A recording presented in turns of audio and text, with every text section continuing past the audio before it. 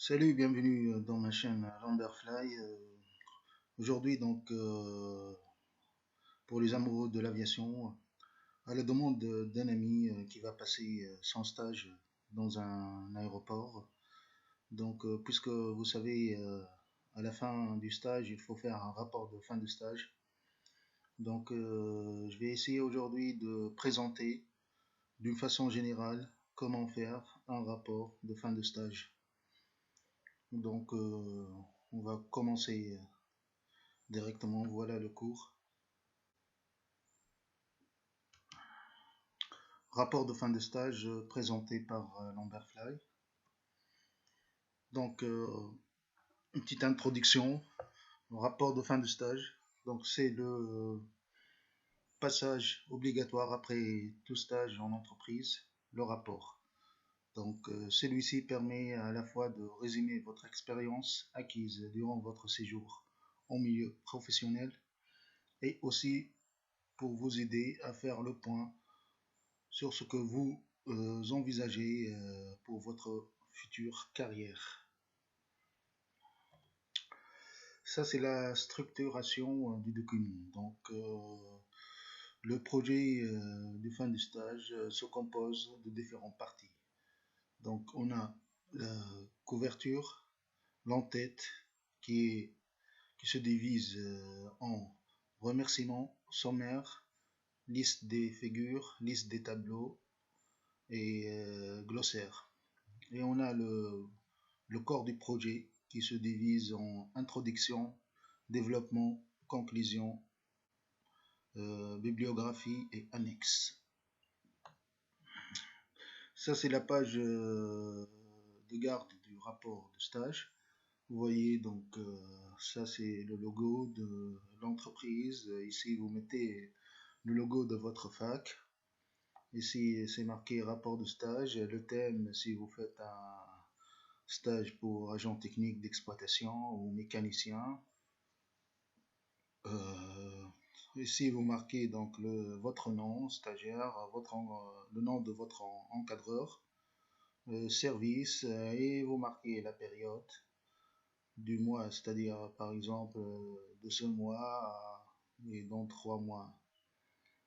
Ici, vous pouvez mettre une image liée au thème de votre rapport. Si vous faites dans l'aéroport, vous choisissez soit un aéroport, soit un avion, selon le thème.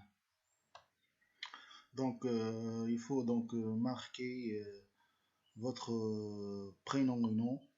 Rapport de stage effectué, vous marquez la date du stage.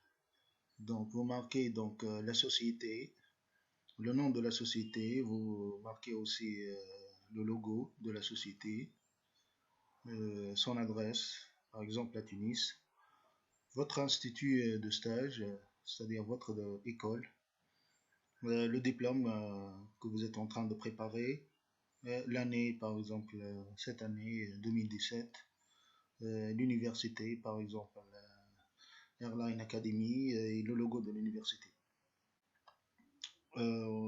Pour la couverture, c'est un élément obligatoire. La couverture doit contenir les logos de l'entreprise, comme je vous ai montré, l'intitulé du type de projet, c'est-à-dire projet de fin de stage, le nom de l'entreprise s'il s'agit d'une mémoire de stage. Faut pas donc oublier le titre du mémoire, le nom du ou des étudiants si vous êtes deux, donc aussi le nom du ou des responsables au sein de l'entreprise pour une mémoire de stage.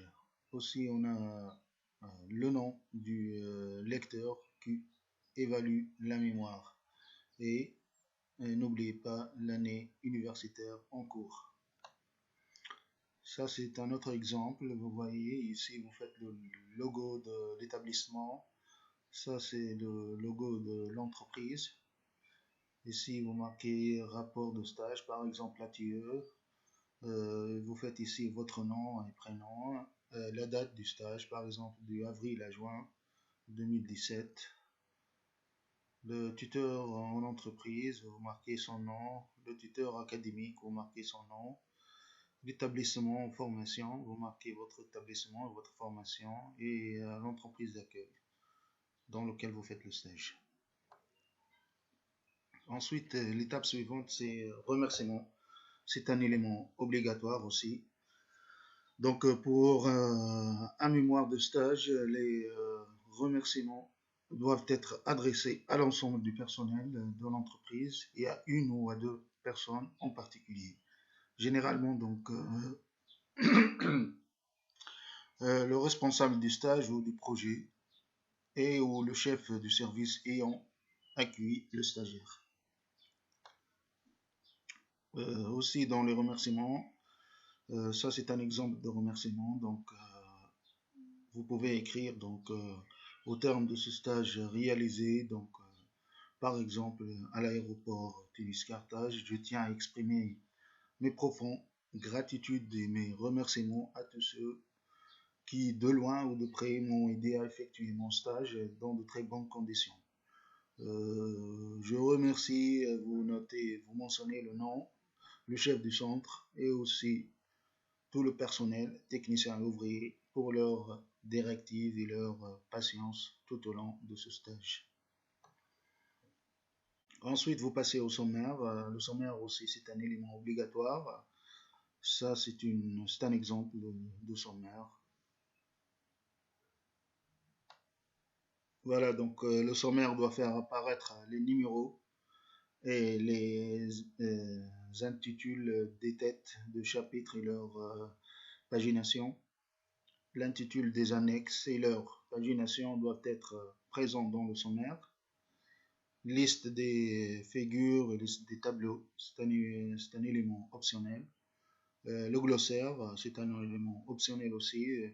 Le glossaire, par définition, il regroupe par ordre alphabétique les symboles mathématiques ou les abréviations utilisées dans le document.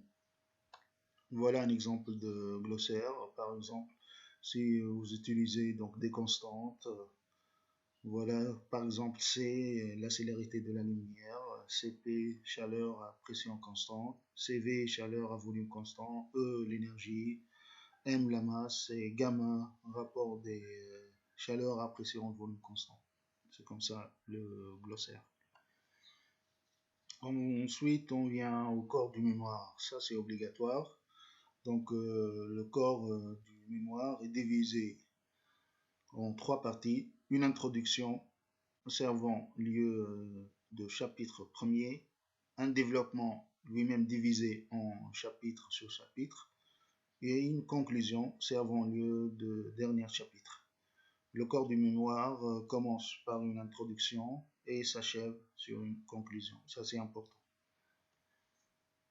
Donc, pour l'introduction, donc, cette partie se décompose généralement en quatre moments qui donnent un premier aperçu de ce que vous allez mettre dans le développement de votre rapport de stage.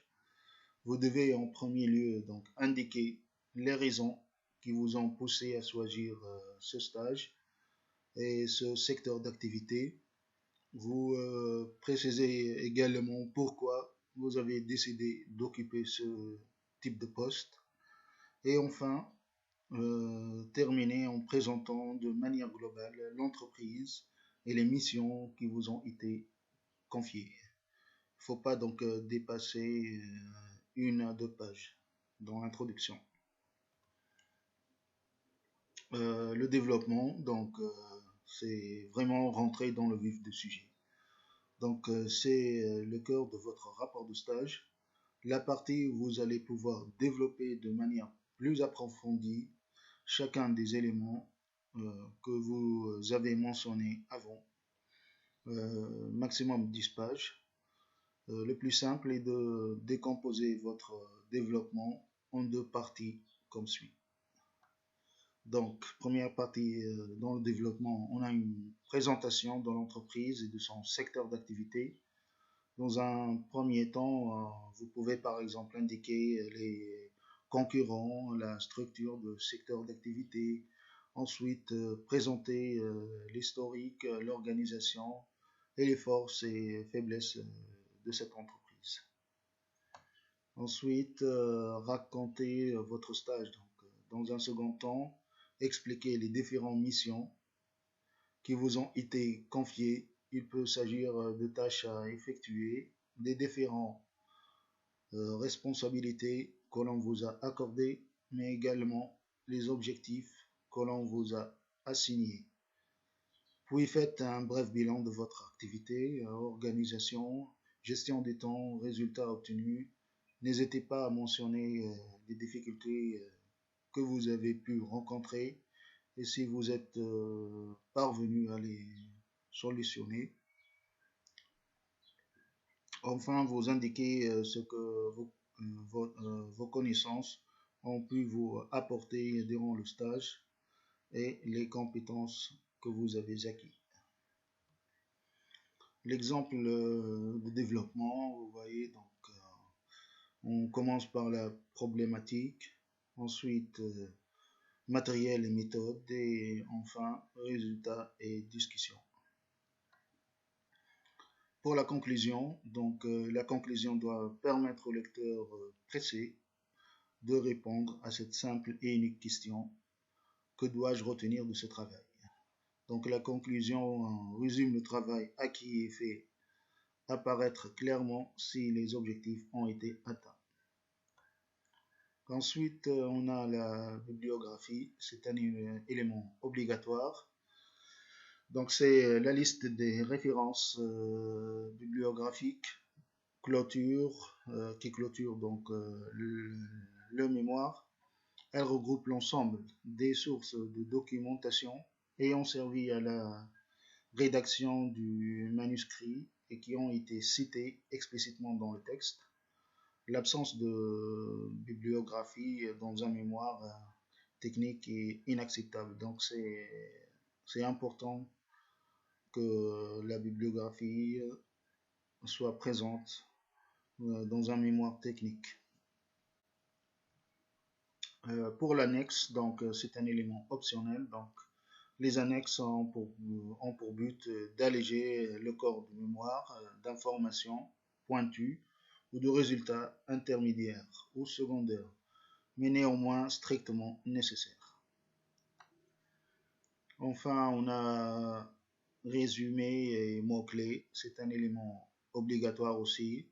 Le résumé et les mots-clés doivent permettre au lecteur pressé de cerner le domaine d'étude, la problématique du sujet ainsi que les principaux résultats.